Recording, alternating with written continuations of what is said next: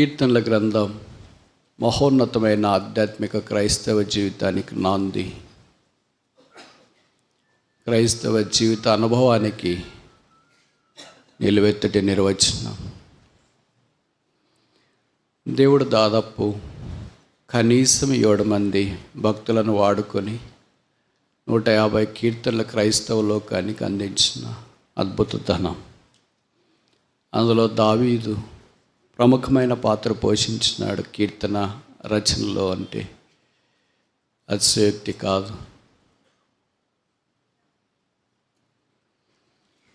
అలాంటి కీర్తనలు ఒకటి 138. ఈ 138వ కీర్తన వాక్యం చెప్పేటప్పుడు కొద్దిసేపు మీ డిసిప్లిన్ ఆపితే మంచిది అనుకుంటా. ఎట్లా వచ్చిన వాళ్ళు అట్లా కూర్చునియండి, తర్వాత మీరు మధ్యలో అడ్జస్ట్ చేయొచ్చు.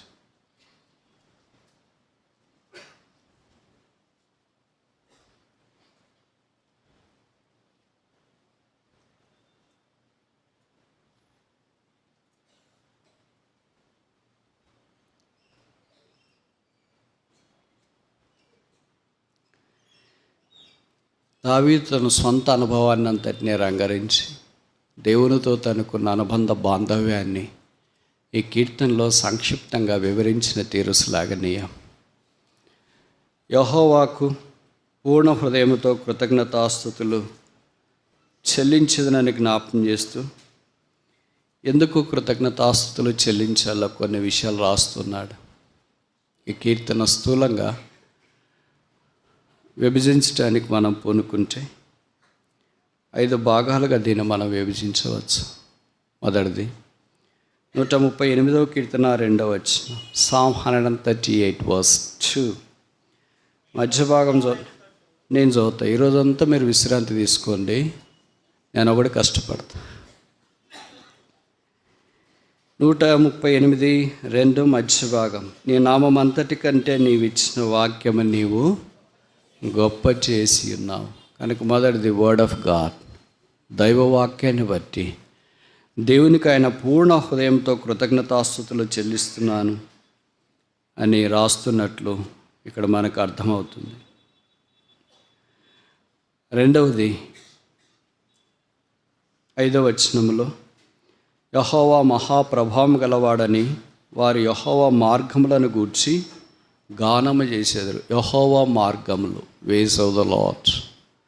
దైవ మార్గము మానవ ఊహకు జ్ఞానమునకు మించింది. ఆ మార్గములో దావీదు వెళ్ళాలని కోరుతున్నాడు. అందుకే నీ మార్గము నాకు చూపించు, నీ మార్గంలో నన్ను నడిపించు, నీ మార్గమే నాకు దిక్కు, అది యథార్థమైంది, నీతి గలది అని పర్యాయ పదాలు వాడుతూ ఆ మార్గం యొక్క ప్రాశస్త్యతను మనకు జ్ఞాపకం చేస్తున్నాడన్న సంగతి మనకు పరిచయం. మూడవది 6వ వచనం, యెహోవా మహోన్నతుడైనను ఆయన దీనులను లక్ష్యపెట్టును, ఆయన దూరము నుండి గర్విష్ఠులను బాగుగా ఎరుగును. ఇట్స్ విట్నెస్, సాక్ష్యం. ఏంటి ఆయన ఇచ్చే సాక్ష్యం అంటే, దేవుడు ఎలాంటి వాడో రాస్తున్నాడు. మహోన్నతుడని. ఉన్నతుడు అంటేనే విశేషణము, మహాప్లస్ ఉన్నతుడు, మహోన్నతుడు. ఇది దైవ యొక్క గొప్ప లక్షణాన్ని మనకు జ్ఞాపకం చేస్తుంది. ఆయన చేసే పనులు చాలా ఉన్నాయి. దాంట్లో ఒక్కటి వచనంలో రాశాడు. గర్విష్ఠులు, దీనులు, 2 రకాలైన మనుషులను ప్రస్తావించినాడు. దీనులను ఆయన లక్ష్య పెట్టును, గర్విష్ఠులను ఆయన ఎరుగును అంటే చూస్తాం వీడికి సంగతి తర్వాత అని. సో ఆ దీనుడు ఎవరంటే దావీదు, ఆ గర్విష్ఠుడు ఎవడంటే సౌలు. ఇట్స్ హిజ్ విట్నెస్, ఆయన సాక్ష్యం. 4వది 138వ కీర్తన 7వ వచనం, Psalm 138 verse 4 verse 7. నేను ఆపదల్లో చిక్కుబడి ఉన్నను, నీవు నన్ను బ్రతికించెదవు, నా శత్రువుల కోపము నుండి నన్ను రక్షించుటకై నీవు నీ చెయ్యి చాపెదవు. Is walk. దావీదు ఎలాంటి పరిస్థితుల్లో నుండి బయటికి నడిచొచ్చినాడో, శత్రుల మధ్యలో నుండి, చిక్కుబడిన పరిస్థితుల్లో నుండి, ఆపదల్లో నుండి బ్రతుకుతానా అని నిరీక్షణ లేని పరిస్థితుల్లో నుండి ఇలాగ నడిచి బయటికి వచ్చినాడు. అందుకే 23వ కీర్తనలు అన్నాడు, గాఢాంధకారపు లోయల్లో పడి నేను దో ఐ వాక్, సంచరించుట అంటే నడుచుట. కనుక ఇప్పుడు దాకా 4 పదాలు మనం చూసినాం. మొదటిది వర్డ్ ఆఫ్ గాడ్, దైవ వాక్యము. రెండవది వేస్ ఆఫ్ గాడ్, దేవుని మార్గములు. మూడవది విట్నెస్ ఆఫ్ గాడ్, దేవుని గుర్చిన సాక్ష్యము. నాలుగవది వాక్ ఆఫ్ గాడ్, దేవునితో ఎలాగ నడచాలా. ఐదవది 138వ కీర్తన 8వ వచనం, వర్స్ 8, సామ్ 138 వర్స్ 8. యెహోవా నా పక్షమున కార్యము సఫలము చేయును, ఆఖరి వరుస నీ చేతి కార్యములు విడిచిపెట్టకు. దీనికి ఏం పేరు పెడదాం? వర్క్స్ ఆఫ్ గాడ్, దేవుని యొక్క పనులు. చూడండి, మనకు అర్థమయ్యే రీతిలో పరిశుద్ధాత్మ దేవుడు ఒక చిన్న కీర్తనలో 5 మధురమైన ఫలాలను అంత్యెత్తులో అద్భుతంగా సిద్ధపరిచిన తేరుసులాగనీయం. Started with the word of God, ends with the work of God. దేవుని వాక్యంతో ఆరంభించబడింది, దేవుని కార్యంతో ముగించబడుతూ వచ్చింది. ఇప్పుడు మనకి ఏమన్నా అంశం 6వ వచనం దేంట్లోకి వస్తుంది? విట్నెస్, సాక్ష్యం చెప్పుట. ఇది sandwiched between the first 2 and the last. మొదటి 2కి ఆఖరి 2 మధ్యలో ఇది శాండ్విచ్ చేయబడింది. విట్నెస్, సాక్ష్యం ఇచ్చుట. యెహోవా దీనులను లక్ష్య పెట్టును. దావీదును దేవుడు ఎలాగ లక్ష్య పెట్టాడు ఇప్పుడు జ్ఞాపకం చేసుకుంటున్నాడు. దీనులకు ఏమిస్తాడో నాకంటే మీకు బాగా తెలుసు. కీర్తనలోనే కనీసం 5 కంటే ఎక్కువ రాయబడ్డాయి. లక్ష్య పెట్టేవి కూడా యెహోవా లక్ష్య పెట్టేవి కనీసం బైబిల్ 5 ఉంటాయి. అది కూడా దాంట్లో ఒకటి ఏంటంటే దీనులను ఆయన లక్ష్య పెడతాడనే సంగతి మనం చూస్తున్నాం. ఇప్పుడు ఆ విషయాలన్నీ మనం ఆలోచించట్లేదు, కానీ దావీదు జీవితాన్ని కొన్ని సంగతులు మనకి ఏమి ఇదిమిద్దంగా పాఠం నేర్పుతాయో జ్ఞాపకం చేసుకోవడానికి మనం ప్రయత్నం చేస్తాం. దావీదు 30 ఏళ్లకు రాజు అయ్యాడు. 40 సంవత్సరాలు పరిపాలించాడు. అంటే 70 సంవత్సరాలకి దావీదు ఈ లోకాన్ని విడిచిపోయాడు. ఆయన 70 సంవత్సరాల జీవితాన్ని మనం ఈ 3 సెషన్లో ఎలా ప్యాక్ చేస్తాం?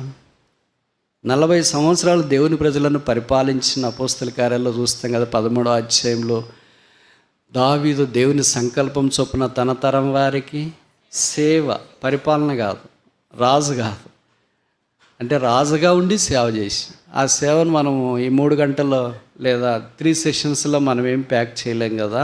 ఇది మనుషునికి దుస్సాధ్యము. కనుక అటు ఇటు వాక్యంలో విడువబడిన కంకులు పరిగెరుకోవటానికి మనం ప్రయత్నం చేస్తాం. మొదటి సందర్భానికి వస్తే ద కాల్ ఆఫ్ డేవిడ్. దావీదును దేవుడు ఎలాగ పిలిచినాడు, ఎలాగ ఎన్నుకున్నాడు, ఎలాగ లక్ష్య పెట్టినాడు. లక్ష్య పెట్టబడని పరిస్థితుల్లో కూడా ఈ దీనుని దేవుడు ఎలాగో జ్ఞాపకం చేసుకున్నాడో దావీదు ఇచ్చే సాక్ష్యం అమోఘం.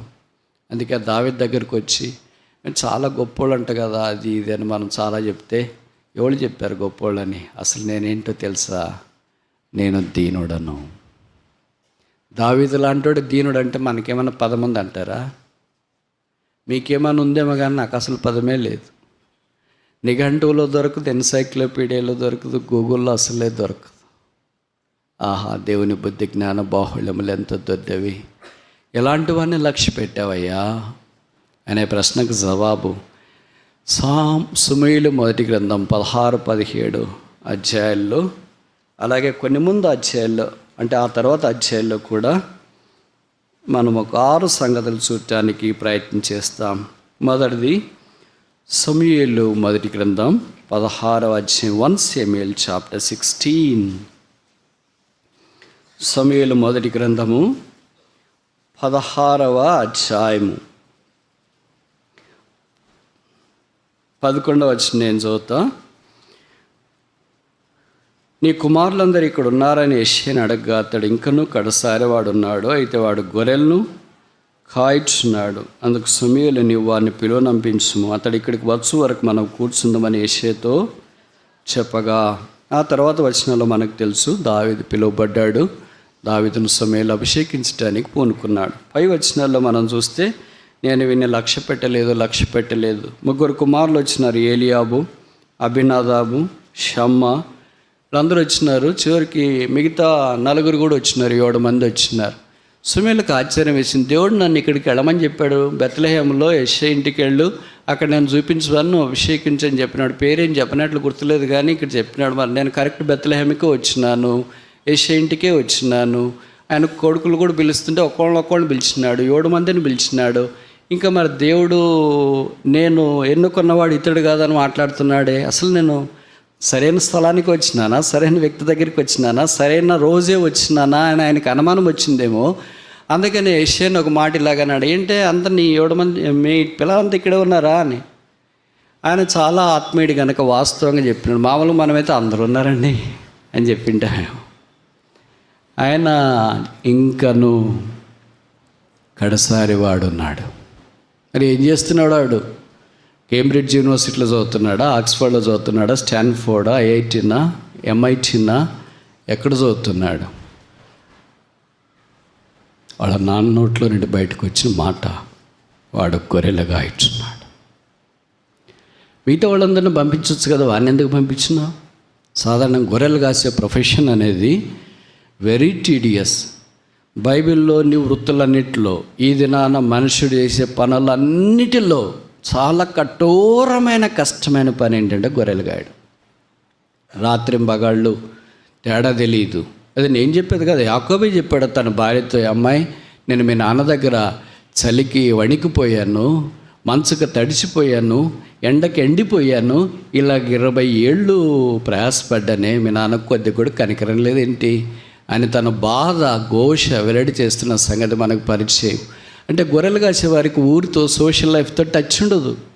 వాళ్ళు బయటే ఉంటారు. వాళ్ళకేమి రిపబ్లిక్ డే అంటే ఏం తెలియదు, ఇండిపెండెంట్ డే అంటే ఏం తెలియదు, సండే అంటే ఏం తెలియదు, ఓటింగ్ అంటే తెలియదు, పల్స్ పోలియో అంటే ఏం తెలియదు.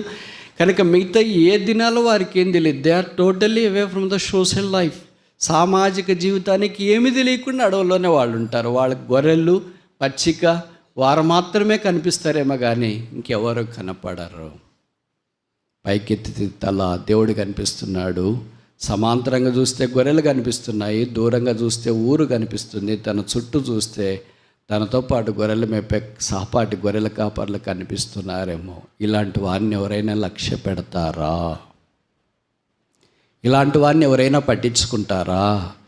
ఇలాంటి వారిని ఎవరైనా బాగు చూస్తారా? గొర్రెలు గాయటానికి లేదా కష్టమైన పనికి మన ఇంట్లో ఎవరు పురమాయిస్తారు? సాధారణంగా పెద్దోళ్ళను పంపిస్తారు. చిన్నవాడంటే తల్లికి మమకారం దగ్గర పెట్టుకుంటుంది. బైబిల్లో కూడా రాశారు. ఇస్సాకు భార్య పేరు రిబ్కా. ఆమె యాకోబును దగ్గర పెట్టుకున్నట్లు వాక్యంలో మనం చూస్తాం. నేను బయటికి పంపలేదు, ఎందుకంటే చిన్న కొడుకు is always so close to the heart than to the hand. అలాగే చిన్న కొడుకుని దగ్గర పెట్టుకుని చూసుకుంటుంది. మరి ఇప్పుడు వాళ్ళ అమ్మని, అంటే దావీదు వాళ్ళ అమ్మగారి పేరు ఇక్కడేం మనకు కనిపించట్లేదు. వాళ్ళ నాన్న పంపిస్తానంటే ఆమె అడ్డుపడిందేమో మనకు తెలియదు, లేకపోతే వారిద్దరికి దీని విషయంలోనే ఏదైనా తర్జన భర్జన జరిగిందేమో. యెష్షయి పంపించేసాడు. మిగతా అన్నోళ్ళంతా వాడు ఎందుకు వెళ్ళాలి డాడీ, నేను వెళ్తా కదా, నేను ఖాళీగా ఉన్నా. పెద్దోడు చిన్నోడు ఆఖరోడు 8వ వాడు పోతుంటే మొదటివాడు ఏం చేశాడు, 2వ వాడు ఏం చేశాడు, 3వ వాడు, 4వ వాడు, 5వ వాడు, 6వ వాడు, 7వ వాడు కానీ కాదని మనం పిల్లల దాంట్లో పాట పాడుతూ ఉంటాం. దావీదు పోతుంటే ఇంట్లో వాళ్ళంతా మౌనంగా ఉండిపోయారేమో. తండ్రి, తల్లి, సహోదరులు ఇరిగిపోరుగా చిన్నవాడిని పంపిస్తారే. పోనీ వాడేమన్నా కుంటోడా, గుడ్డోడా, నడ్డోడా, కళ్ళు లేవా, కాళ్ళు లేవా, చేతులు లేవా, ఏమి లేవు. బైబిల్లో రాయబడింది వాడు ఎర్రని వాడు, సౌందర్యం కలిగిన వాడని వాక్యంలో రాయబడుతూ వచ్చి. అలాంటి గొర్రెలు గాయటానికి పంపిస్తారండి. This is the sad story of human being today. ఈ దినాన భవిష్యత్తు నువ్వు కూడా అలాంటి మంచి స్థితిలో ఉన్నావేమో.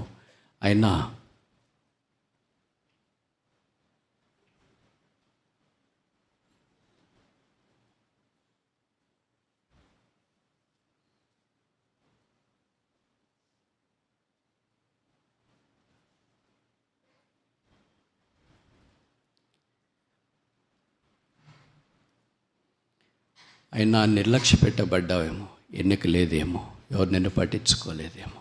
అయితే ఒక పిలుపు వచ్చింది. పిలుపు అన్న కాదు పిలిచింది, నాన్న కాదు పిలిచింది, అమ్మ కాదు పిలిచింది, దేవుడు పిలిచాడు. దేవుడు సమూయేలును పంపించినాడు. చిన్నోళ్ళు పెద్దోళ్ళ కొరకు ఎదురు చూస్తారు, పెద్దోళ్ళు చిన్నోళ్ళ కొరకు ఎదురు చూస్తారు. సమూయేలు ఎలాంటి ప్రవక్త బైబిల్లో రాయబడిన దాని మొదలుకొని బెర్షెబా దాకా ఆయన మాట ఒక్కటి కూడా వ్యర్థం కానంత గొప్ప ప్రవక్త లాంటి వాడు. ఆయన పిలిపించి మనం ఇక్కడే కూర్చుందామని మామూలుగా చెప్పాలి కదా, నేను ఈరోజు పిలిపించి నేను రేపు వస్తానులే, లేదా కుదిరినప్పుడు వస్తానులే చూస్తాం, లేకపోతే కుదిరితే నువ్వే అక్కడ తీసుకుని రా, రామాలో నేను ఖాళీగా ఉంటా, కావాలంటే నేనే అక్కడ అభిషేకిస్తాను చెప్పొచ్చుగా. అలాగే చెప్పినట్లు వాక్యం మనం చూడడం, వాడిని పిలిపించి మన ఇద్దరం ఇక్కడే ఉన్నాం. ఆయనతో పాటు వాళ్ళ నాన్న యెషయా కూడా అక్కడే కూర్చుని ఉన్నాడు. ఎంత దూరమో మనకు తెలియదు. వచ్చేసాడు. వచ్చిన తర్వాత సమూయేలు ఆ వ్యక్తిని చూసినాడు. ప్రభు అన్నాడు, నేను కోరుకున్న వాడిని ఇక్కడే. అప్పటిదాకా ఆయన పొలంలోనే గొర్రెల దగ్గరే ఉన్నాడు. తండ్రి ఆయన గొర్రెల మందలోనికి పంపించినాడు. దీనికి ఒక పేరు పెడదామా? David loss the love of his father. దావీదు తండ్రి ప్రేమను కోల్పోయాడు. అందుకే గొర్రెలు గాయటానికి పంపించబడినట్లు వాక్యం మనం చూస్తాం. రెండవది సమూయేలు సమూయేలు మొదటి గ్రంథం 17వ అధ్యాయం 28వ వచనం ఆఖరి వరుస నేను చదువుతా. ఏలీయాబు దావీదు మీద కోపం వచ్చి, నీ గర్వమును నీ హృదయ చెడుతనమును నేను ఎరుగుదును, యుద్ధం చూసుటికే కదా నీవు వచ్చితివి అనేను. ఏలీయాబు మనకు తెలుసు యెషయా పెద్ద కుమారుడు, దావీదు కన్నా. ఈ 17వ అధ్యాయం కాంటెస్ట్ ఏలాలోయలో గొలియాతు ఇశ్రాయేలు సవాలు విసురుతున్నాడు. దాదాపు 40 రోజులుగా ఎవరు ధైర్యం చేసి గొలియాతు దగ్గరికి వెళ్ళలేకపోయారు. దావీదును వాళ్ళ నాన్నగారు యుద్ధం చేయమని పంపలేదు, కానీ అన్నవాళ్ళు ఎలాగున్నారో ఒకసారి తెలుసుకొని రామని శుభ సమాచారం తెలుసుకోవటానికి కొరకే దావీదుని అక్కడ పంపిస్తే దావీదు వచ్చిన సంగతి వాళ్ళ నాన్నకు తెలిసి, వాళ్ళ అన్నకు తెలిసిన తర్వాత దావీదుని పిలిచి, నీ గర్వము నాకు తెలిసి. ఎవరికి గర్వం ఉంది? దావీదుకి గర్వం ఉందా? వాళ్ళ అన్నకు గర్వం ఉందా? నీ గర్వమును నీ హృదయపు చెడుతనమును నేను ఎరగొదను. యుద్ధం చూడటానికి వచ్చినావా? చూడటానికి అంత దూరం వస్తాడా? మరి అదే పొజిషన్లో మనమే ఉంటే ఏమంటాను తెలుసా? 40 రోజులు ఇక్కడున్నా చేతగా అక్కడ ఉన్నావేంటి, నువ్వు గొర్రెలు గట్టడానికి వెళ్ళి నేను ఇక్కడుండి యుద్ధం చేస్తానంటామేమో. బైబిల్లో రాయబడింది దావీదు వాళ్ళ అన్నకు ఏమాత్రం మాట్లాడకుండా అట్లేం లేదు కదా అని పక్కకి వెళ్ళిపోయినట్లు వాక్యంలో మనం చూస్తాం. సాధారణంగా నాన్న తర్వాత పెద్దన్నే తమ్ముళ్ళను బాగా చూసుకుంటాడు, లేదా తోబుట్టులను బాగా చూసుకుంటాడు. ఆ తండ్రి తర్వాత తండ్రి లాంటి వాడు అని మామూలుగా లోకం అంటూ ఉంటుంది. David loss the love of his brother అని.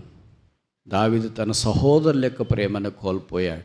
ప్రేమించడానికి బదులుగా యుద్ధంలో ఇక్కడ నువ్వు ఉంటే ఒకవేళ మేమే హతమైనా పర్లేదు, నువ్వు హతమైతే బాగుంటుందా, నీకు చాలా భవిష్యత్తు ఉందో, నువ్వు వెళ్ళిపో అని చక్కగా బుద్ధి మాటలు చెప్పి పంపించడానికి బదులుగా దావీదుతో కఠినంగా వాళ్ళన్న మాట్లాడినట్లు ఈ వాక్యం మనము గమనిస్తున్నాం. మూడవది చూస్తే సమూయేలు మొదటి గ్రంథం 18వ అధ్యాయం 9వ వచనం. 1 Samuel chapter 18 verse 9. కాబట్టి నాట నుండి సౌలు దావీదు మీద విషపు చూపు నిలిపెను. ఇక్కడ మనకు పరిచయము 17వ అధ్యాయంలో ఇశ్రాయేలులో దేవుడు ఉన్నాడని దావీదు గొలియాతును ఓడించి ఇశ్రాయేలుకు విజయం తీసుకొని వస్తే అంతదాకా బాగుంటుంది. కానీ మన వాళ్ళు పక్కన ఉన్న వాళ్ళు బాగుండరు కదా, వాళ్ళు ఏదో ఒకటి కలబెడతా ఉంటారు. మంచి చేసినా కూడా కీడు జరుగుతుందని ఆలస్యంగా వాళ్ళకి అర్థమవుతుంది. దాంట్లో ముఖ్యమైన పాత్ర పోషించేది ఎవరంటే స్త్రీలు. వాళ్ళు ఇక్కడ ఏం చేసినారంటే దావీదు సౌలు 1000 కొలది, దావీదు 10,000 కొలదని గాన ప్రతిగానాలు చేస్తున్నారు. 17వ అధ్యాయంలో పాట పాడకుండా 18వ అధ్యాయంలోకి వచ్చి పాడుతున్నారేంటి? 17వ అధ్యాయంలో యుద్ధం జరుగుతున్నాడు పాడొచ్చు కదా, ప్రభా యుద్ధాల్లో విజయం ఇవ్వని పాడొచ్చు కదా. అప్పుడు మరి ఎక్కడున్నారో తెలియదు, ప్రార్థన చేస్తున్నారో పాటలు పాడుతున్నారో గానం చేస్తున్నారో ఎక్కడున్నారో తెలియదు. కానీ ఉన్నట్టుండి 18వ అధ్యాయంలో వాళ్ళు ప్రత్యక్షం అవుతున్నారు. సీన్లో ప్రత్యక్షమయ్యే వాళ్ళు కోరస్ ఏమో పల్లవేమో తెలియదు, కానీ వచనమేమో తెలియదు. కానీ ఒక్కటి మాత్రం పరిశుద్ధాత్మ దేవుడికి రాశారు, సౌలు 1000 కొలది, దావీదు 10,000 కొలది అని వాళ్ళు పాడేటప్పటికీ ఆ పాట అంతా మొత్తం ఈయనకి అర్థం కాలేదు. ఏది అర్థం కావాలో అదే అర్థమైంది.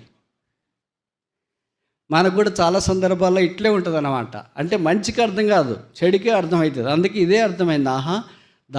సౌలు 1000 కొలది, దావీదు 10,000 కొలది. నన్ను మించిపోయాడు ఈ పిల్లోడు, గొర్రెలు కాస్తున్నాడు, నేను అసలు రాజు, నేను అభిషేకించబడినవాడు, సమూయేలు వచ్చి నన్ను అభిషేకించినాడు, ఇశ్రాయేలు మొదటి రాజుని, అందరికంటే నేను హైట్ ఉన్నాను. కొంతమంది అంటుంటారు కదా, ముఖ్యంగా అమ్మాయిలకి చాలా ఇష్టమైన పదం 6 అడుగుల అందగాడని. అదేమో అందంగా అడుక్కొని తాగుతారేమో తెలియదు, కానీ 6 అడుగుల అందగాడు, 6 అడుగుల అందగాడు, 6 అడుగుల అందగాడు, సౌలు లాంటి వాడు. ఏమేడు మీరు సౌలు లాంటి 6 అడుగుల అందగాడు, అందరికంటే భుజంల కంటే పైకెత్తుగా ఉన్నాడు. ఏం లాభం వచ్చింది? రాయబడింది ఏంటంటే సౌలు దావీదు మీద విషపు చూపు చూచి. ఇప్పుడు సౌలు రాజుగా ఉన్నాడు కనుక రాజే పగబడితే ఎక్కడికి వెళ్ళాలా? ఒకళ్ళు మీరు ఉద్యోగం చేస్తున్నారు అనుకోండి, చదువుకుంటున్నారు అనుకోండి, మీ హెచ్ఓడినే మీ మీద పగబడితే టార్గెట్ అంటారు కదా మీరు. మా సార్ నన్ను టార్గెట్ చేసాడు అని అంటారు కదా, మా ప్రిన్సిపల్ టార్గెట్ చేశారు అని అంటారు కదా. ఒక ఉద్యోగస్తునికి పై ఆఫీసర్ టార్గెట్ చేస్తే, లేదా ఒక రాజకీయ నాయకుడు ఎవరైనా మనం టార్గెట్ చేస్తే మనం ఉండడం వీలవుద్దంటారా? ప్రతి చోట ఇంక టార్గెట్. అది ఎంత టార్గెట్ అంటే మెంటల్ టార్చర్ మాత్రం అయిపోతుంది. ఇంకా కొంతమంది సున్నితమైన మనసు కలిగిన వాళ్ళైతే వాళ్ళకి మెంటల్ వచ్చడానికి కూడా అవకాశం ఉంటుంది. David loss the love of his king. తన రాజు యొక్క ప్రేమను దావీదు కోల్పోయాడు. రాజు ప్రేమించాలా, పరిమర్శించాలా, బహుమానం ఇవ్వాలా, తనతో పాటు కూర్చుండబెట్టుకోవాలా, ఇంకా గొప్ప కార్యాలు చేయటానికి పూనుకోవాలా, దావీదు కొరకు బహుమానం ఇవ్వాలా. అలాంటిది పోయి దావీదు మీద విషపు చూపు నిలిపాను. దావీదు ఏం పొరపాటు చేశాడు? రాజు నేను తక్కువ మాట్లాడలేదు, లేకపోతే అలాంటి వాడు మీ కిందకి రాజు నేను వస్తాను నన్ను పెట్టుకున్నాను ఎవరితో ఏం చెప్పలేదే. స్త్రీలు ఇంత పాడే వాళ్ళతో పోయి అక్క మీరు భలే పాడేస్తున్నారు, మంచి రాగంతో పాడుతున్నారు, ఒకసారి సౌలు వద్దని పాడేయండి అక్క అని చెప్పలేదే. అసలు సౌలు జోలికి వెళ్ళలేదు, స్త్రీల జోలికి వెళ్ళలేదు, ఎవరి జోలికి తాను వెళ్ళలేదు. కానీ ఎక్కడో పోయే దారెమ్మడి పోయే కంప ఆయన మీదకి వచ్చింది. కొన్నిసార్లు అలాగే జరుగుతుంది. మన దాంట్లో పోయి ఇన్వాల్వ్ కాము, మన దాన్ని మనం పోతూ ఉంటాము, ఎక్కడో పోయే సుడిగాలి వచ్చి మన మీదకి పడతా ఉంటుంది. దావీదుకి అలాగ వచ్చింది. He loss the love of his king. తన రాజు యొక్క ప్రేమను కోల్పోయాడు. రాజు ప్రేమను కోల్పోతే ఆ దేశంలో ఉండడం వీలవుద్దంటారా? రాజు టార్గెట్ చేస్తే ఒక సామాన్యమైన గొర్రెల కాపరి ఎక్కడుంటాడు, ఏం చేస్తాడు, ఎక్కడికి వెళ్ళగలడు, ఎక్కడ ప్రాణాన్ని కాపాడుకోగలడు? కౌజు పిట్ట వల్లే, మెన్నుల వల్లే, కాళ్ళకు చెప్పులు లేకుండా తల మీద చేతులు ఉంచుకొని అయ్యో ప్రభు అని కేకలేస్తూ అరణ్యాల్లో తిరుగుతూ గుహల్లో సొరంబుల్లో ప్రయాణం చేసే తప్ప ఇంకా ఆయనకి ఏముంది? 4వ చూస్తామా? సమూయేలు మొదటి గ్రంథం 18వ అధ్యాయం 28వ వచనం. 1 Samuel chapter 18 verse 28. యెహోవా దావీదునకు తోడుగా నుండుటయు తన కుమార్తె అయిన మీకాలు అతను ప్రేమించుటయు సౌలు చూచి దావీదునకు మరి ఎక్కువగా భయపడి ఎల్లప్పుడూ దావీదు మీద విరోధముగా ఉండెను. ఇప్పుడు దావీదుని ఇలాగ చేస్తే బాగుండదని అనుకొని ఈయన అనుకున్నాడు, నాకు కూతురు ఉంది కదా మీకాలు, అమ్మాయిని ఇచ్చి పెళ్లి చేస్తే దెబ్బకి సెట్ అవుతాడేమో అని అనుకున్నాడు. కానీ మామూలు మనిషి అయితే సెట్ అయింటాడు, కానీ ఇది దేవుని ద్వారా ఏర్పాటు చేయబడిన మనిషి కదా, దేవుడే పరిస్థితులన్నీ సెట్ చేస్తాడు. కానీ ఇక్కడ రాయబడిన వాక్యం ఏంటంటే మరలా దావీదు మీద, ఇప్పుడు అల్లడైన తర్వాత మారాలి కదా. మామూలుగా కొడుకు కంటే అల్లని ఎక్కువ ప్రేమించే మామూళ్ళని మీరు చూసింటారు, అత్తోళ్ళని కూడా మీరు చూసింటారు. అందుకే కొంతమంది పెళ్ళి అయిన తర్వాత సిస్టర్ బ్రదర్ వాళ్ళకి అనిపిస్తే ఏంటి సిస్టర్ ఏంటి బ్రదర్ ఎలాగున్నారంటే, మా అమ్మళ్ళకి నాకంటే మా ఆయన అంటే చాలా ఇష్టం బ్రదర్, ఆయన మాట వింటారు బ్రదర్, ఆయనతోనే ఫోన్ చేస్తారు బ్రదర్, ఆయనకే విషయాలని చెప్తారు. మా నాన్న మా అమ్మ ఎంత నమ్ముతారు ఆయన అంటే నాకంటే ఎక్కువ నమ్ముతారని. మళ్ళీ అల్లడంటే బాగా చూసుకోవాలి. అల్లడంటే అలాగ బాగా చూసుకునేవాళ్ళు ఉన్నారు, ఆస్తి ఇచ్చేవాళ్ళు ఉన్నారు, ఆ వారికి మర్యాదలు ఏం తక్కువ చేసేవాళ్ళు ఉన్నారు. ఈ మధ్యలో సంక్రాంతి అయిపోయింది కదా, మీరు చూసింటారు సోషల్ మీడియాలో, పేపర్లో ఎక్కడ చూసినా ఇవే హల్చల్. సంక్రాంతికి గోదావరి అత్త ఇంటికి వచ్చిన అల్లుడికి 100 వంటలు, 150 వంటలు, 170 వంటలు, 180 వంటలు. ఎవరు చేస్తారో, ఎక్కడ తీస్తారో, ఫోటో తీస్తారో, ఏం చేస్తారో తెలియట్లేదు. అంటే అల్లుడంటే బహుశా అంత మమకారం ఉంది. మరి మమకారం ఉండాలి కదా దావీదంటే సౌలుకి. ఆ మమకారం ఉన్నట్లు వాక్యంలో మనం గమనించము.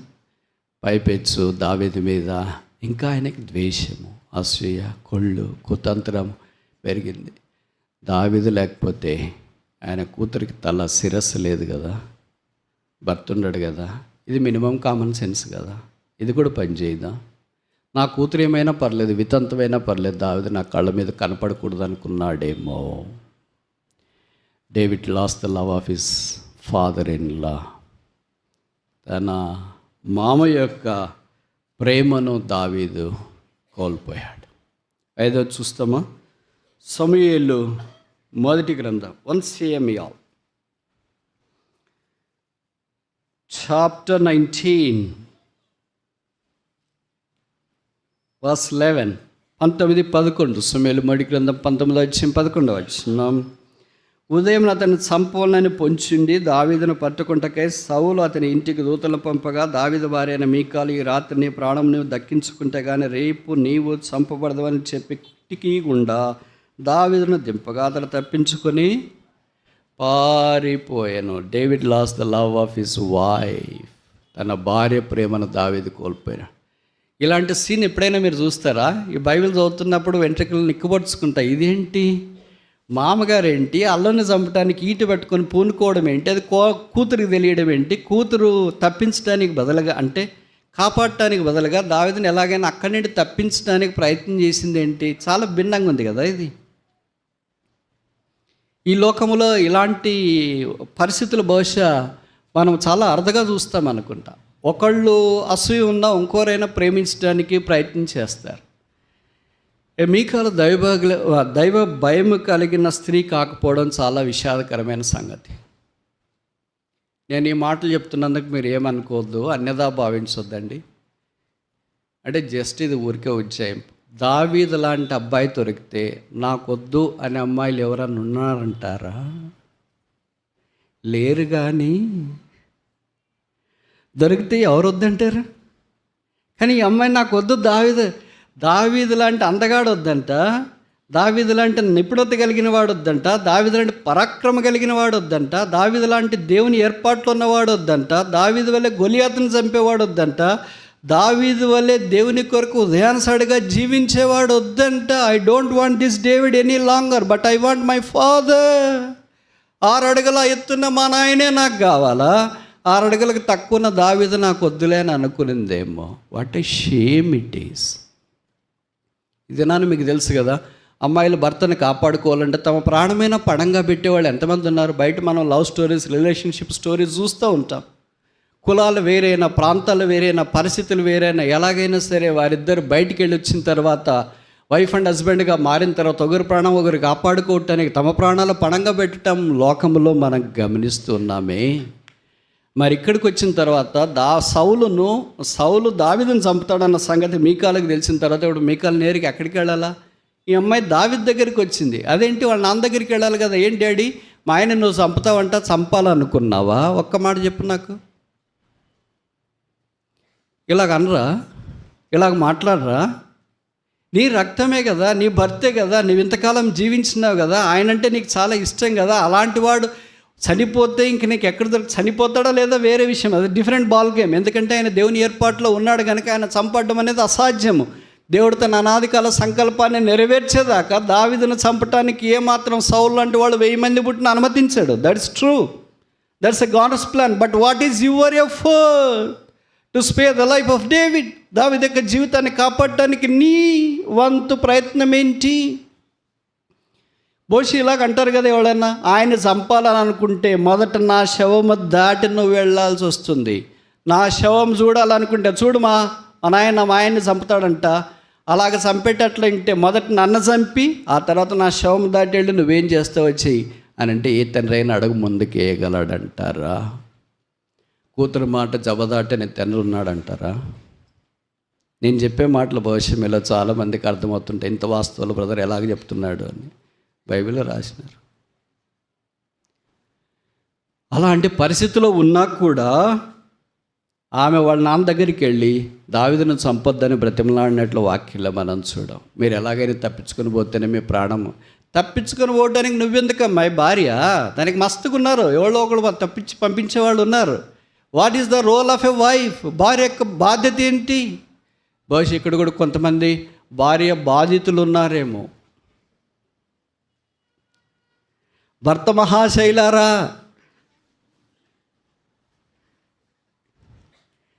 ఇలాంటి భార్యలు ఉన్నంతకాలము నువ్వు ప్రాణాన్ని గుప్పెట్లో పెట్టుకునే ఉండాలి. వాళ్ళంతా భవిష్యత్ మీకల్లా వింటారేమో. నువ్వు దేవుని ఏర్పాట్లో ఉన్నావు, నీకేం కాదు, దేవుడు కాపాడతాడు. కానీ ఆలోచిస్తే బాధ వేస్తుంది కదా. ఒక భార్య ఇచ్చి వెళ్ళిపో అన్న తర్వాత ఇంకెక్కడికి వెళ్తాము? ఒక బతికేనా? ఇంక జీవితం ఎందుకు జీవించాలి? ఎవరి కొరకు జీవించాలా? ఆ ప్రమాణాలు చేసేటప్పుడేమో భలే ప్రమాణాలు చేయిస్తారు. ఇది కష్టమైన, నష్టమైన, బాధ అయినా, ఇబ్బంది అయినా, కరువైన, పేదరికమైన నేను నిన్ను విడవనని దేవుని సన్నిధిలో హృదయపూర్వకంగా ప్రజలు ఎదుట, దేవదూతలు ఎదుట, అందరి ఎదుట ప్రమాణం చేయించున్నాను అని ప్రమాణాలు చేశా. మరి బయటకు వచ్చిన తర్వాత ఏమైపోయింది? ప్రమాణం చేసామా, ఏదో అప్పుడు జోసఫ్ గారు చేయమన్నాడు, చేసిన.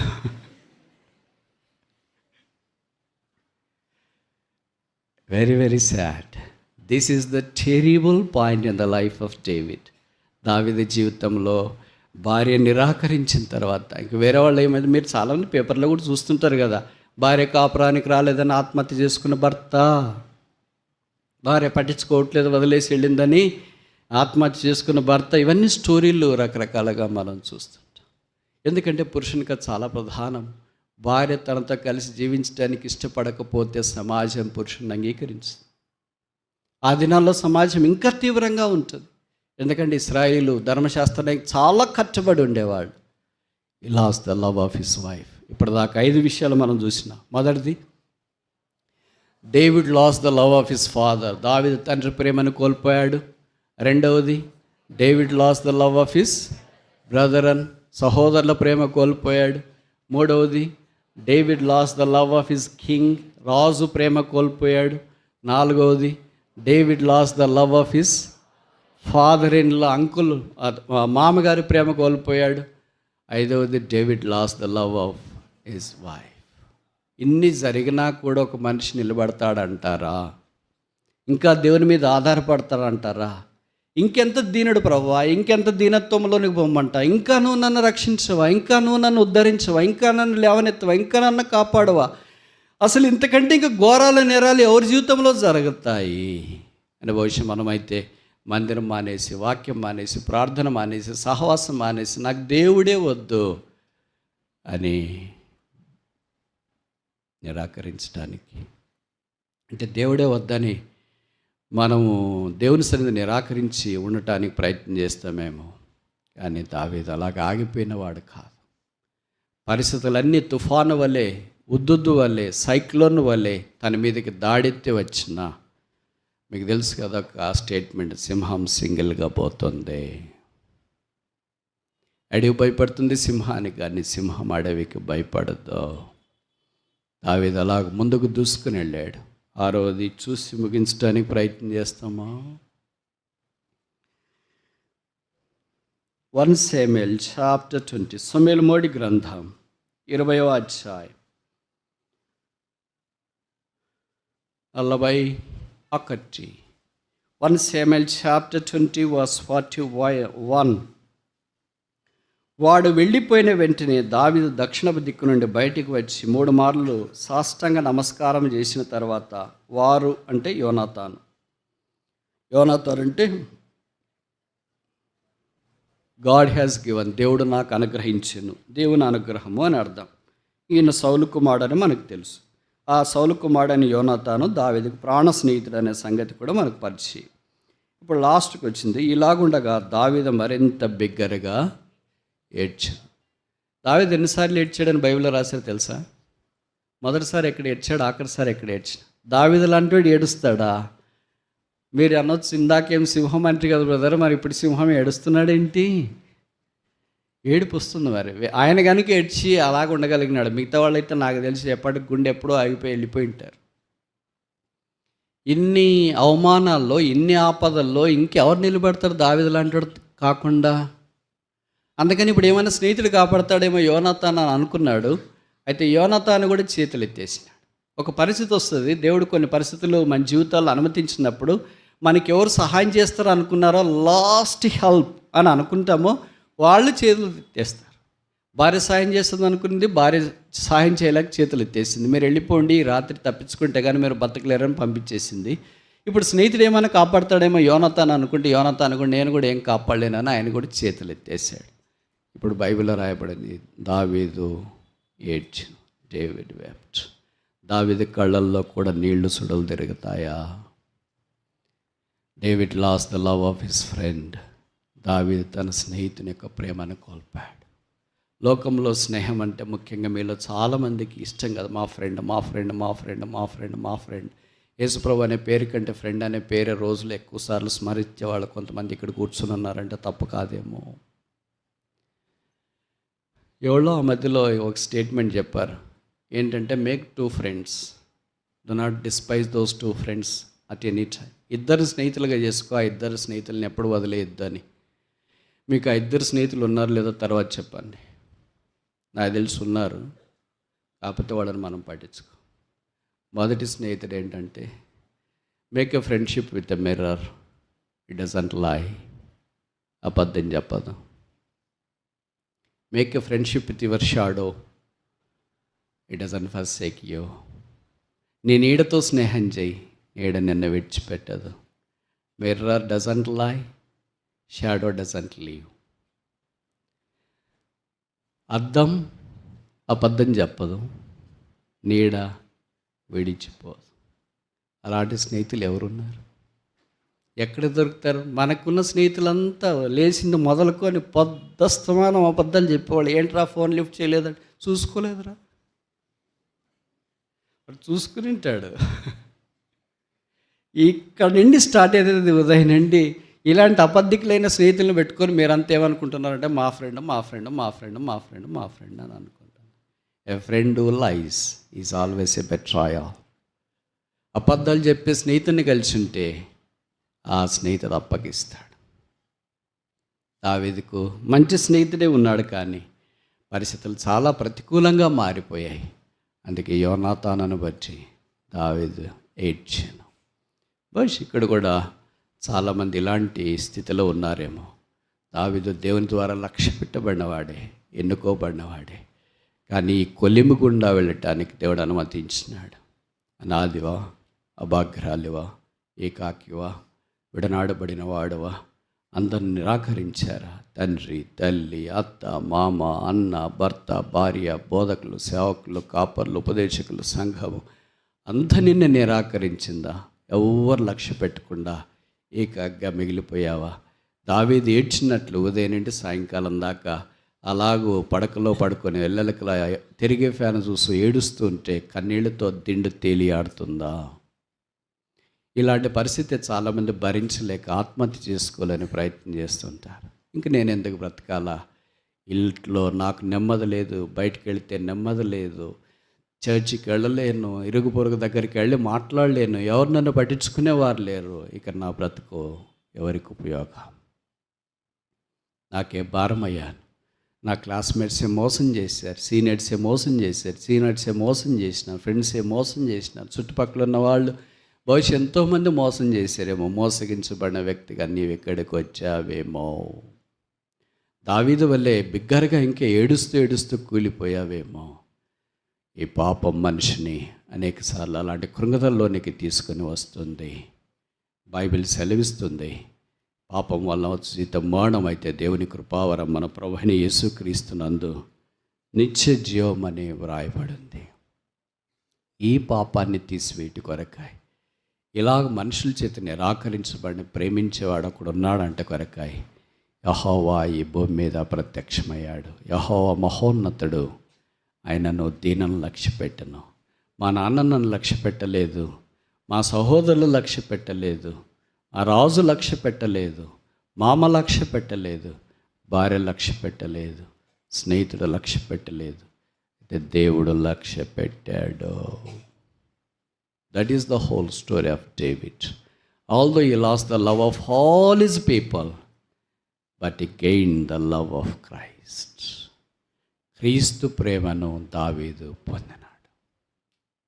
ఆ ప్రేమ తండ్రి లాంటిది కాదు, ఆ ప్రేమ తోబుట్టువుల లాంటిది కాదు, ఆ ప్రేమ రాజు లాంటి ప్రేమ కాదు, ఆ ప్రేమ మామ లాంటి ప్రేమ కాదు, ఆ ప్రేమ భార్య లాంటి ప్రేమ కాదు, ఆ ప్రేమ స్నేహితుల లాంటి ప్రేమ కాదు. పర సంబంధమైన ప్రేమ, దైవికమైన ప్రేమ, అంతము లేని ప్రేమ, అపరూపమైన ప్రేమ, ఆధ్యాత్మికమైన ప్రేమ, అమోఘమైన ప్రేమ, అమూల్యమైన ప్రేమ, అతి శ్రేష్టమైన ప్రేమ, ఆత్మీయమైన ప్రేమ, అంతము లేని ప్రేమ, అదే యేసు ప్రేమ.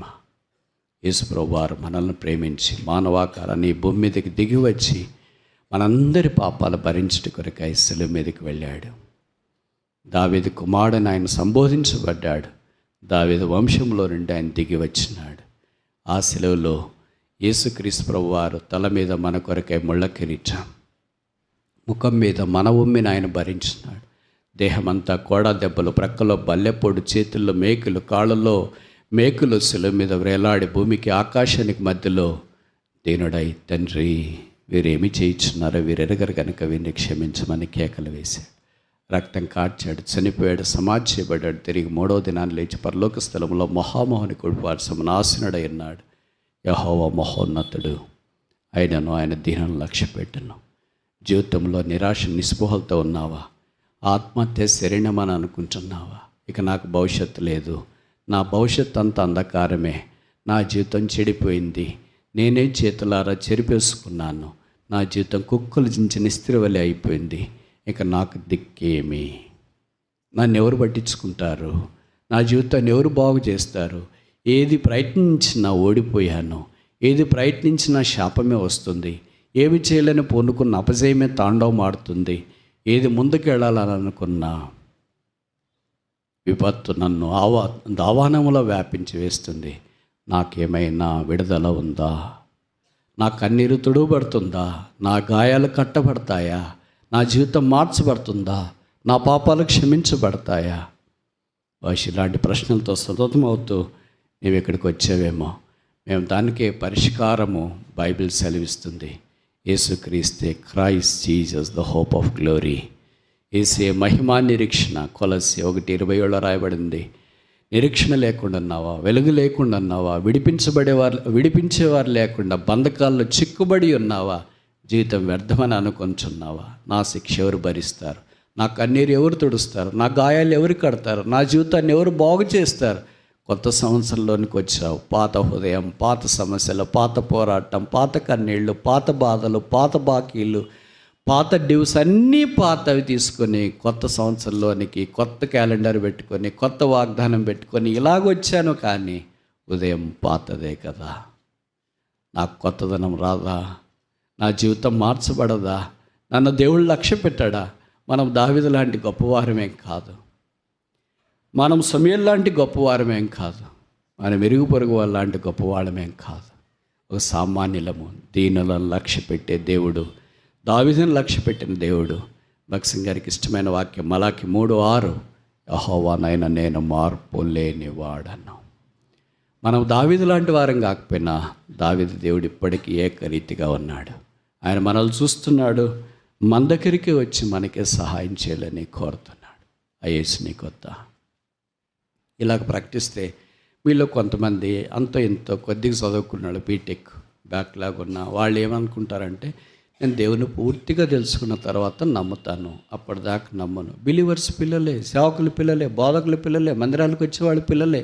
మీ అమ్మ నాన్న తెల్లవారుజామున రాత్రి నిద్రపోకుండా చేతులెత్తి ప్రభు వైపు చూస్తూ అంగలార్చ కేకలు వేస్తున్నారు. మా కొడుకు రక్షణ పొందితే బాగుండు, మా కూతురు రక్షణ పొందితే బాగుండు, మా ఇంట్లో వాళ్ళ రక్షణ పొందితే బాగుండు అని కేకలు వేస్తున్నారు. కానీ నువ్వు రక్షణ పొందకుండా బహుశా రకరకాల కారణాలు చూపిస్తావు. నేను ఎందుకు రక్షణ పొందట్లేదంటే, సంఘంలో ఎవరు మంచివాళ్ళు లేరు. No believers are good, no servant of the Lord is good, no speaker is good, no singer is good, no leader is good, no elders are good. ఎవరు మంచివాళ్ళు లేకపోవచ్చు. మరి why can't you be a good person? నువ్వెందుకు మంచి వ్యక్తి కాకూడదు? నువ్వు మంచి కావాలనే ఆశ లేదు. మంచి దేవుడు మాత్రం ఒక వ్యక్తిని, పాడైపోయిన వ్యక్తిని మంచిగా చేయగలడు. ఆయన పేరు యేసుక్రీస్తు ప్రభు. కనుక యేసును నమ్మాల, చూడడం కాదు. కొంతమంది అంటారు, దేవుని నాకు చూపించు అప్పుడు నేను నమ్ముతాను అని. నువ్వు అన్నీ చూస్తావా? ఉదాహరణకి మీ నాయనమ్మ ఎవరో ఒక ముసలి ఆమె హాస్పిటల్ అడ్మిట్ చేసినారు. డాక్టర్ గారు చెప్పారు, నమ్మకం లేదు ఇంకా మీరు తీసుకెళ్ళండి, బిల్లు ఎందుకు హాస్పిటల్లో అంటే, మీరేం చేస్తారు? ఇంట్లో తీసుకుపోయి చనిపోతే ఇరిగిపోరకు రకరకాలుగా అంటారు. హాస్పిటల్లో పెట్టింటే బతుకుతుండేమే, ఇంటికి తీసుకుని వచ్చి చంపేసిరి, డబ్బులు మొక్కను చూస్తారు, వాళ్ళు మనుషులే కాదు అని మమ్మల్ని తిట్టేస్తారు. అదేదో హాస్పిటల్లోనే చనిపోతే మంచిది కదా అని అనుకుంటారు. ఒక రోజు 2 రోజులు ఆగిన తర్వాత నువ్వు అక్కడే ఉంటావు, తెలియకుండానే ఏదో అచేతనంగా అయిపోతుంది. డాక్టర్ నర్వస్లో వచ్చేసి చూస్తారమ్మా ఏం చనిపోయింది. చనిపోయింది? ఎప్పుడు చనిపోయింది? ఇందాకే చనిపోయింది. నేను ఇక్కడే ఉన్నానే, మా డాడీ ఇక్కడ ఉన్నాడు, మమ్మీ ఇక్కడ ఉన్నారు, అందరూ అక్కడే ఉన్నారు. మరి చనిపోయిన వాళ్ళని పట్టుకోలేకపోయారా? మనకు శరీరము, ప్రాణము, ఆత్మ ఉన్నాయి కదా. మరి ఆత్మ పైకి పోతుంటే, ప్రాణం పైకి పోతుంటే పట్టుకోవాలి కదా నువ్వు. నీలో ఉన్న ఆత్మే నీకు తెలియదే, నీలో ఉన్న ప్రాణమే నీకు తెలియదే. నీ శరీరం మాత్రమే నీకు తెలుసు, నీ ఆత్మ ఎక్కడుందో తెలియదు, ప్రాణం ఎక్కడుందో తెలియదు. అది నీ కళ్ళు ఎదుటే బయటికి పోతుంటే నువ్వు పట్టుకోలేకపోతే, ప్రపంచంలో దాదాపు 200 దేశాల్లో 8 బిలియన్ల ఆత్మను తయారు చేసిన దేవాది దేవుడు, ఆ ఎవడను పట్టరన్న మహామహిమల అమరత్వం కలిగిన యేసుక్రీస్తు ప్రభువు వారిని ఎరగడం నీ తరం అవుతుందా? బీటెక్ కూడా క్లియర్ చేసుకోలేవు, దేవుడు నీకు ఎలా కనిపిస్తాడని నువ్వు అనుకుంటావో. నీకు దేని గురించి అవగాహన లేదు. ఎన్నేళ్ళు బతుకుతావో నిన్ను గురించి చెప్పలేవు. నీ ఆత్మ ఎక్కడుందో చెప్పలేవు. నీ ప్రాణం ఎక్కడుందో చెప్పలేవు. నీ సంగతి నీకే తెలియదే. ఈ సర్వ మానవ కోటిని సృజించిన దేవుడు, మహత్తు గల మాట చేత సమస్తాన్ని నిర్వహిస్తున్న ఆ రాజులకు రాజు, ప్రభులకు ప్రభు అయిన దేవుణ్ణి చూడడం నీ తరం అవుతుందా? మరేం చేయాలి? ఆదికాండం 15:6 అబ్రహాము దేవుణ్ణి నమ్మాను. చూచి కాదు, నేను చూడమని చెప్పట్లేదు. నమ్ము, ట్రస్ట్, బిలీవ్, హ్యావ్ ఫెయిత్. దేవుడు అనేది వాక్యం తెలియజేస్తుంది. యేసు దేవుడై ఉన్నాడు. యేసు పాపుల రక్షకుడు. యేసు పాపుల కొరకు ఈ భూమి మీదకి వచ్చినాడు. యేసు పాపుల కొరకే శిలువ మీదకి వెళ్ళాడు. యేసు రక్తం కార్చాడు. యేసు చనిపోయి, యేసు తిరిగి లేచి, యేసు సమాధిలో నుండి గెలిచాడు. యేసు మానవుని యొక్క కన్నీరు తుడుస్తాడు, గాయాలు కడతాడు, పాపాన్ని పరిశుద్ధపరుస్తాడు, పరలోకంలో ప్రవేశింపచేస్తాడు. ఆ యేసే రక్షకుడని మేము ప్రకటిస్తున్నాం. ఆ యేసును సామాన్యమైన విశ్వాసంలో నమ్మితే ఆధ్యాత్మికమైన క్రొత్త జీవితం నీదవుతుంది. ఆ యేసు నీకు వద్దా? అదొకరు ఇక చెప్పు ముగిస్తానంటే చాలామంది అలర్ట్ అవుతారు. అందుకనే నేను ఈ పదం ఆడతా. I want you to be more alert. భార్యాభర్తలు ఇద్దరు ఉన్నారు. వారిని దేవుడు ప్రేమించి ఒక కూతుర్ని ఇచ్చినాడు. కూతురు అల్లారు ముద్దగా పెరిగింది. తండ్రి కూతురు అంటే ఎనలేని వల్లమాలేని అభిమానం. అంటే నాకంటే మీలో చాలామంది రోజు ప్రాక్టికల్గా ఎక్స్పీరియన్స్ చేస్తున్న వాళ్ళకి నేను చెప్పాల్సిన పని లేదనుకుంటా. ఆ కూతురు బీటెక్ చదువుతుంది. బహుశా ఫైనల్ అనుకో, ఇంటర్నల్ లేకపోతే ఏదో ప్రాజెక్ట్ వర్క్ ఉంది. ఇంటికి వచ్చింది, ఇలాగ సెలవు ఉందని. ఈ సెలవు సాయంకాలం వచ్చిన తర్వాత ఆ రోజే అమ్మాయి బర్త్డే. వాళ్ళ నాన్నగారి దగ్గరికి వచ్చింది. డాడీ, నేను నా పుట్టినదినం చేసుకోవాలనుకుంటాను. మంచిదమ్మా, కేక్ తీసుకురమ్మంటావా? ఈ బాక్కున్నా ఎక్కడికి వెళ్ళి తీసుకురమ్మంటావు? లేదు డాడీ, నేను మా ఫ్రెండ్స్తో కలిసి బయటికి వెళ్ళి చేసుకుంటాను. మంచిదమ్మా, చేసుకొని వచ్చేయండి. నాకు డబ్బులు కూడా కావాలి డాడీ. డాడీ తీసి కార్డు ఇచ్చినాడు. ఇదిగో కార్డు తీసుకుని, నాట్ క్యాష్. కార్డు తీసుకుంది. ఇంతదాకా బాగానే ఉంది. ఇంకా కావాలి డాడీ. ఇంకేం కావాలి నీకు? కారు కావాలా డాడీ? కారు కీసి ఇచ్చినాడు. కారు డ్రైవింగ్ చేసింది. వెళ్ళింది. రాత్రి పబ్కి వెళ్ళింది. ఫుల్గా తాగేసినారు. అందరు గంతలు వేసినారు. కేకులు ఒకరికొకళ్ళు పూసుకున్నారు. తెల్లవారుజామున ఎవరు వాళ్ళు సోద లేకుండా పడిపోయారు. ఎవరు దాన్ని వాళ్ళు లేచి, ఎవరి కారు చేత పట్టుకుని వాళ్ళ గృహాలకు బయలుదేరటానికి ఆరంభించిన. నాకంటే మీలో చాలామందికి తెలుసు అనుకుంటా కదా, బర్త్డేకి పోయినప్పుడు ఎట్లుంటారో తిరిగి వచ్చేటప్పుడు అట్లే ఉండరు. వాళ్ళు మారింటారు కొద్దిగా. అలాగే అమ్మాయి డ్రైవ్ చేస్తూ వచ్చింది. ఇంటికి వచ్చే దారిలో ఆ తెల్లవారుదామని ఎవరో వాకర్ ఉంటాడు కదా, నడిచిపోయి ఆయన ఉంటే ఆయనకి తగిలిచ్చింది. కింద పడ్డాడు, చనిపోయాడు. పోలీసులు వచ్చినారు, ఈ అమ్మాయిని పట్టుకున్నారు, స్టేషన్కి తీసుకెళ్ళారు. ఇదంతా ప్రోటోకాల్ జరుగుతూ ఉంది. ఓ దినాన్ని తీర్పు వచ్చింది. అమ్మాయిని బోన్లో నిలువబెట్టారు. ఆ జడ్జి గారు ఉన్నారు. ఈ అమ్మాయి, నువ్వు యాక్సిడెంట్ చేసావు? చేశాను. ఆ వ్యక్తి చనిపోయాడు. నువ్వు యాక్సిడెంట్ చేసిన దాన్ని బట్టి, ఆయన చంపిన దాన్ని బట్టి నీకు 10 సంవత్సరాల కారాగార శిక్ష. పక్కనున్న లాయర్ అడుగుతున్నాడు, అమ్మాయి చదువుకుంటుంది, కొద్దిగా శిక్ష తగ్గించండి. 10 ఏళ్ళు అంటే బీటెక్ అయిపోయిన తర్వాత చెరసాలకపోతే బయటకు వస్తే ఏం ఉద్యోగం వస్తుంది? ఎవరు పెళ్లి చేసుకుంటారు? ఇంకేం జీవితం ఉంటుంది? ఎలాగైనా తగ్గించండి. తగ్గిస్తేనే 10 ఏళ్ళకి వచ్చింది. ఇంకంతకంటే ఏం తగ్గించలేము. కోర్ట్ హాల్ అంతా మౌనంగా ఉండిపోయింది. అమ్మాయి తలదించుకుంది, ఏడుపు ఆరంభించింది. ఒక్క బర్త్డే నా జీవితాన్ని తలకిందల చేసింది. ఇప్పుడు నేను చెరసాలకు వెళ్ళాలా అని ఏడుస్తూ తన స్నేహితులు ఇరుగు పొరుగు అంతా ఉంది. అంతలోగా జడ్జిమెంట్ ఇచ్చిన జడ్జి కిందకి దిగేసి వచ్చినాడు. అమ్మాయి దగ్గరికి వచ్చినాడు. పోలీసులు అమ్మాయి 2 చేతులు పట్టుకున్న లేడీ పోలీసులు కఫ్లు వేసినారు. తీసుకుని పోతుంటే జడ్జి అన్నాడు, ఆపండి.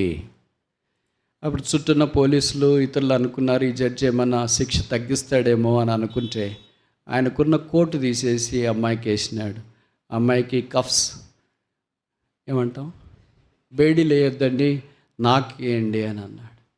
అమ్మాయిని మీరు విడిచిపెట్టండి, నన్ను చెరసాలకు తీసుకెళ్ళండి. ఏంటిది వింతగా కనిపిస్తుంది ఈ కోర్ట్ హాల్లో అని అక్కడున్న పోలీసులు ఇరుగు పొరుగు వారు, అసలు అమ్మాయికి మీకు ఏం సంబంధము? ఎందుకు అమ్మాయిని చెరసాలకి తీసుకెళ్ళొద్దన్నారు? అమ్మాయికి భవిష్యత్తు ఉంది, చదువుకుంటుంది, అమ్మాయి జాబ్ చేయాలా, ఉద్యోగం చేయాలా, పిల్లలు కావాలా, తర్వాత పిల్లలు కానాలా, జీవితం అంతా అమ్మాయి ముందు కనిపిస్తుంది. అమ్మాయి చేసింది పొరపాటే, శిక్ష రావాల్సింది వాస్తవమే. కానీ అమ్మాయికి విడుదల చేసి నన్ను చెరసాల్లోనికి తీసుకెళ్ళండి. అప్పుడు అక్కడున్న పోలీసులు అడిగారు, అమ్మాయికి నీకేం సంబంధం?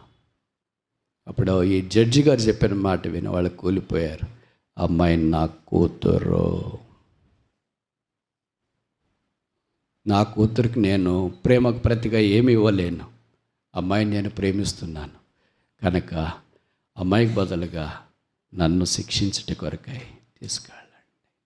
కథ కట్ చేస్తే మనం కూడా పాపాన్ని బట్టి శిక్షార్హులమై ఉంటుంది. మన బంధకాలు, డ్రగ్స్, గంజాయి, సినిమాలు, రకరకాల బంధకాల చేత శిక్షార్హులమైనప్పుడు ఆ శిక్ష భరించుట కొరకై లోకనాథుడు యేసు వచ్చినాడు. యేసు మనమును పట్టుకుని సాతాను పోతుంటే యేసు ప్రభు తండ్రి అన్నాడు, ఆ బిడ్డను వదిలేయండి, అమ్మాయిని వదిలేయండి, ఇదిగో నా కుమారుని మీరు పట్టుకోండి, నా కుమారుని శిలువ మీదకి తీసుకెళ్ళండి, నా కుమారుని తల మీద ముళ్ళ కిరీటం, నా కుమారుని మీద ఉమ్మేయండి, నా కుమారుని కోడలతో కొట్టండి, నా కుమారుని మీరు శిలువలో వధించండి, ఈ మానవ కోటిని విడిచిపెట్టండి.